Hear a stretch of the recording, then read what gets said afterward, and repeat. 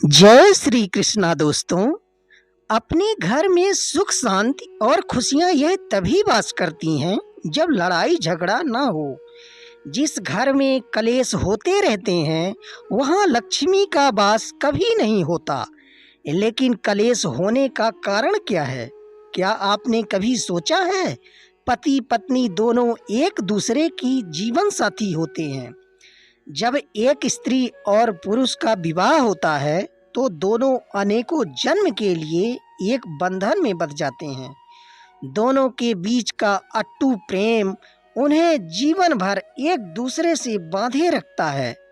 लेकिन एक समय ऐसा आता है जब दोनों के बीच संघर्ष उत्पन्न होने लगता है। दोनों के बीच असामान्य रूप से लड़ाइयाँ होने लगती हैं, जिससे उनका सुंदर सा रिश्ता भी कड़वा हो जाता है और दोनों के बीच कलेश उत्पन्न होने लगता है। इससे दोनों में कोई एक दूसरे का खास नहीं रहता और इन्हीं कलेश के कारण धीरे धीरे संबंध भी टूटने लगते हैं।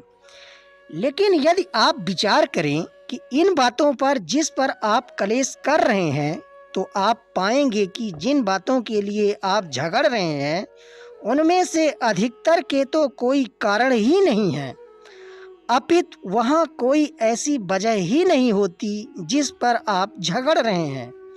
फिर भी झगड़े का कारण क्या है? आपके झगड़े का मुख्य कारण आप दोनों का ईगो है। आप गौर करेंगे तो पाएंगे कि आप दोनों एक दूसरे से खुद को कम नहीं समझते। एक कुछ बोल देता है तो दूसरे का एक को तुरंत जवाब मिल जाता है और फिर दूसरा कैसे चुप रहे वह भी शुरू हो जाता है। तो आप क्या करें?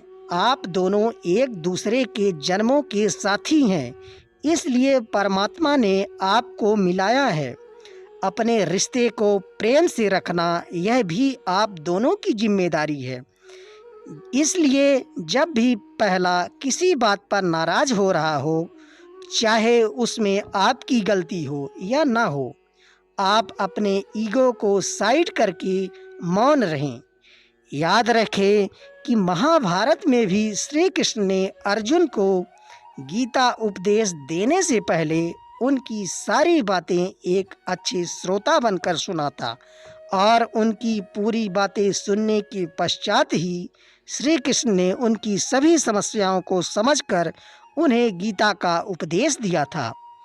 आप भी श्री कृष्ण की तरह एक अच्छे श्रोता बने। अपने साथी की पूरी बातों को सुनकर जब वह शांत हो जाएं, तब आप इस विषय पर उनसे चर्चा करें। यदि आपकी गलती है तो आप उन्हें समझाते हुए उनसे माफ़ी मांग लें। आप पाएंगे कि उन्होंने आपको बड़ी ही आसानी से माफ़ कर दिया। यदि आपकी गलती ना भी हो तब भी आप उन्हें शांत होने दें और उसके बाद उनसे बातें करें। तब वह आपको भी समझेंगे और यह भी मानेंगे कि यहाँ आपकी कोई गलती थी ही नहीं। अब आपके मन में एक प्रश्न जरूर उठता होगा कि मैं ही हमेशा क्यों चुप रहूं? यह आप दोनों का ही रिश्ता है और इसे संभालना भी आप दोनों की ही जिम्मेदारी है। आपका साथी भी यही चाहेगा कि आप दोनों का संबंध खराब ना हो। इसलिए जब आप उन्हें यह बात समझाएंगे, यह वीडियो उन्हें दिखाएंगे, तो वह भी इस बात को जरूर समझेंगे।